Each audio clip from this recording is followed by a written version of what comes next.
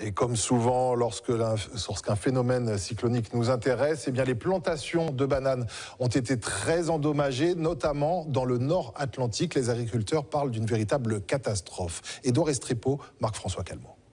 Ce pont risque d'être pour longtemps celui de la discorde. Tous les habitants qui l'empruntent vous le diront, cet ouvrage d'art est sous-dimensionné. Depuis 2014, date de son inauguration, le pont Fernand au-dessus de la rivière de Besaudin, tout près du musée de la banane, n'engendre que des problèmes par temps de grosses pluies. Impossible de passer lors d'épisodes pluvieux importants, encore moins quand il s'agit d'une tempête. Autre conséquence, lors de crouilles, l'eau envahit des terres cultivées, comme ce fut le cas dans la nuit de mercredi à jeudi. Ce cultivateur bien connu a tout perdu. Tous ceux qui ont des bananes créoles ou bananes jaunes sont sinistrés.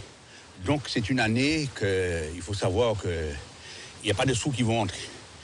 Mais je dois dire une chose, c'est que le plus important, c'est que je constate que depuis que ce pont a été créé, ça fait la 3e fois que vous voyez ce qui se passe, c'est qu'elle passe dans mon terrain.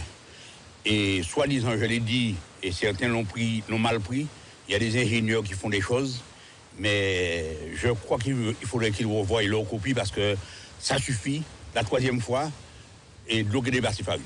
Partout, la même désolation et de la tristesse aussi. Les exploitations du Nord-Atlantique, de Sainte-Marie à Grand-Rivière, ont été ravagées par la tempête Matthews. Les bananiers sur plusieurs hectares n'ont pas résisté aux assauts de vent fort par rafale.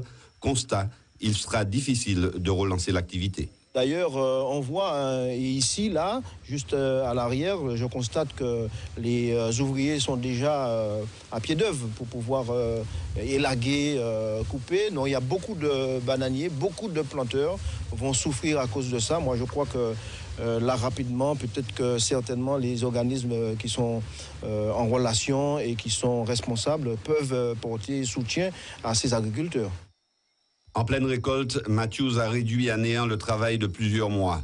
À l'heure où l'on parle de la menace de la banane d'Amérique du Sud sur celle des Antilles en Europe, les agriculteurs souhaitent que soit reconnu rapidement l'état de catastrophe naturelle.